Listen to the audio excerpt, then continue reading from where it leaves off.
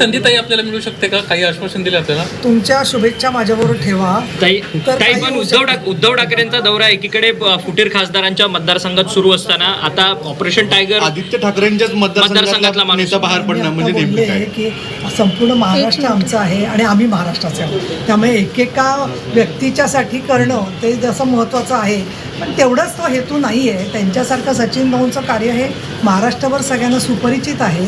ते एका अर्थाने अनेक घटकांचे आधारस्तंभ आहेत.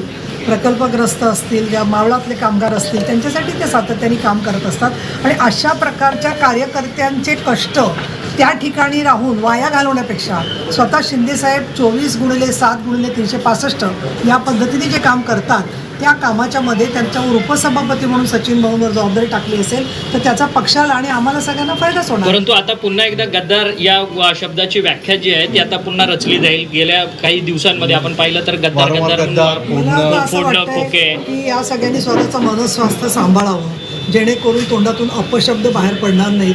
महाराष्ट्राच्या संस्कृतीमध्ये सारखं घाण पसरवण्याचं काम त्यांनी करू नये.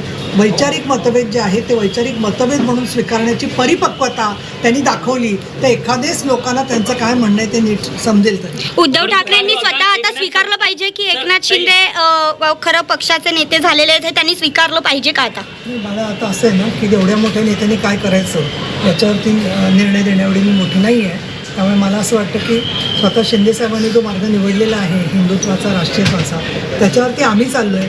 बाकीच्या लोकांनी काय करायचं ते काही ठरवायचं. काल उद्धव ठाकरेंनी देवेंद्र फडणवीसांच्या ज्या पद्धतीने म्हणजे स्तुती केली की देवेंद्र फडणवीस जर मुख्य पंतप्रधान होत असतील तर आमचा पाठिंबाच आहे, त्याच हेतू म्हणजे ते जे वक्तव्य केलं त्याच्यानंतर ही स्टेप जी आहे ती एकनाथ शिंदेकडनं होते. मला काय वाटतं की हे जे सगळं तुम्ही त्यांनी बोलल्यावर आम्ही काय बोलायचं, मला काही त्याच्यावर प्रतिक्रिया देण्यात इंटरेस्ट नाही आहे, रस नाही.